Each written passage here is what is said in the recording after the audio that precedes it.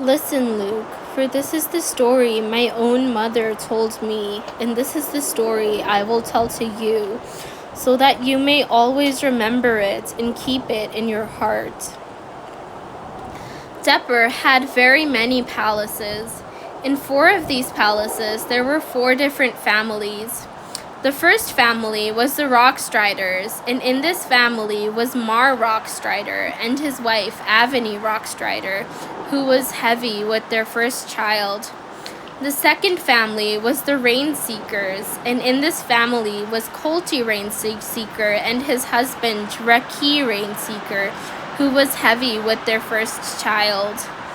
The third family was the Fireseekers, and this family was composed of Ami Fireseeker and her wife Kira Fireseeker, who was heavy with their first child.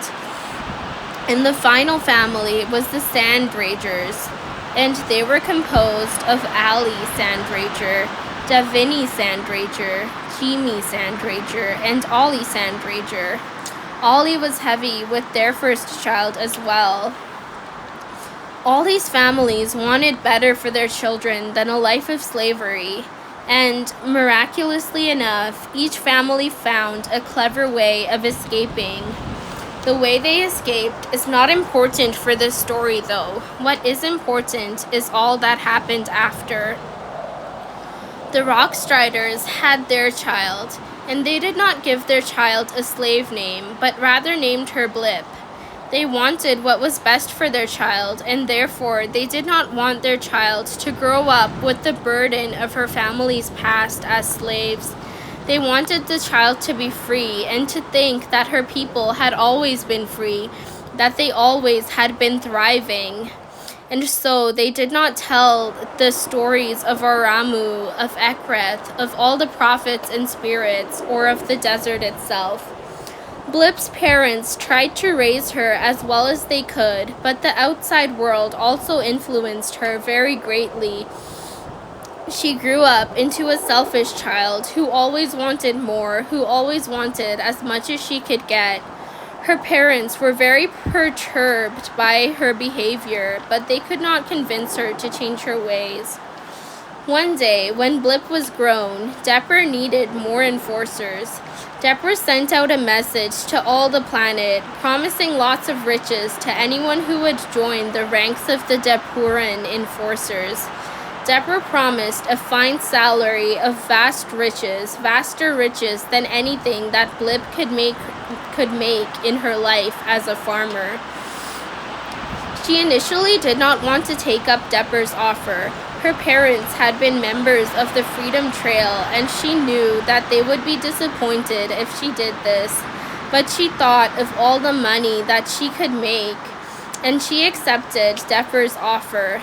Aramu was much grieved when she saw the child of her children going over to the side of Depper, and Blip's parents grieved as well. The Rainseekers also had their child. They wanted their child to fit in with all the other children, to be accepted and welcomed into the community of free people who had never been in chains. And that is why they resolved to hide from their child their past as slaves. They did not teach their child the stories and songs that kept the bonded community alive, and did not teach them of their history. They named this child Barley, and Barley grew up to be a happy child who cared for others. But there was indeed a problem. They cared too much about the opinions of others, especially the opinions of their close friends. Because of this, they did whatever it was that their friends wanted them to do, even if it was something they knew that they should not do. Barley was also a young adult when Depper sent out his message to all the lands, his message that he needed more enforcers, and his call to have more people join his forces. Barley saw the offer Depper had given to the free people, and, more importantly, their friends saw the offer as well. Barley did not want to join the Depuran Guards. They knew that their parents had been active on the Freedom Trail, and they would not approve of Barley joining the ranks of the Depuran. But most of their friends had taken up Depper's offer, and, as always, Barley wanted to do what their friends wanted to do. Their friends pressured them to join the ranks of the Depuran guards, and they did not want to say no. So thus it was that Barley became an enforcer. Aramu grieved as another of her children's children came over to the side of Depper, and Barley's parents grieved as well.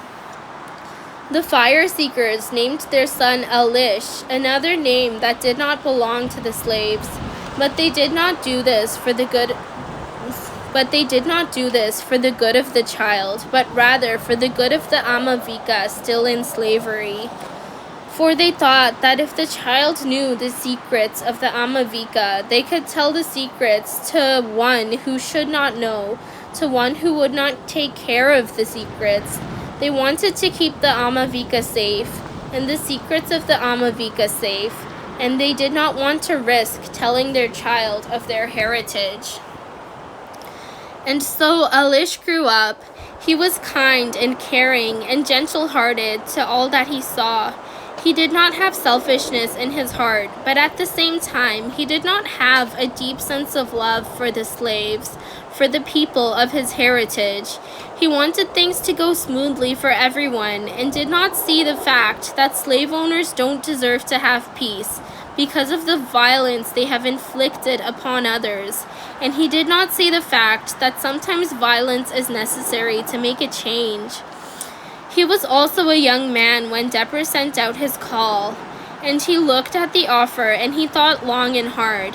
You see, he did not want to help Depper, for he knew that what Depper did was wrong. But he did think that if he was a Depuran, he could help the slaves. He could offer them little bits of kindness wherever he could.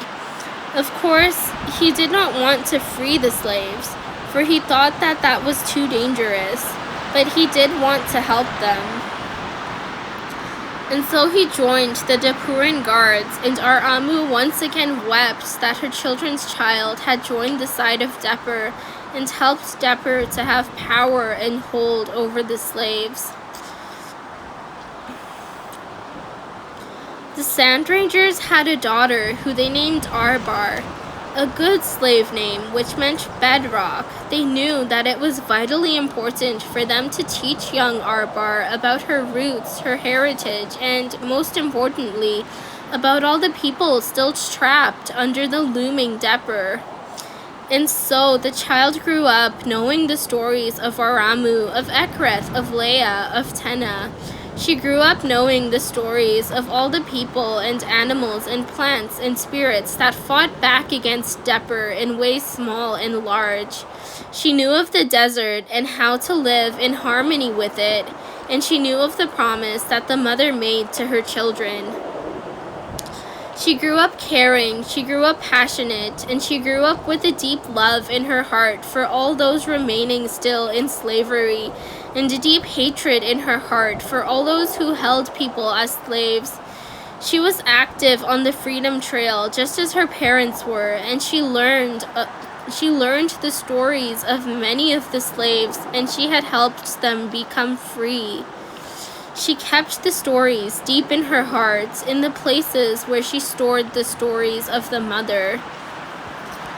When Depper's call for more enforcers was sent out, Arbar was not swept by Depper's promises of wealth and status and power, nor was she swayed by all the people joining the Depuran.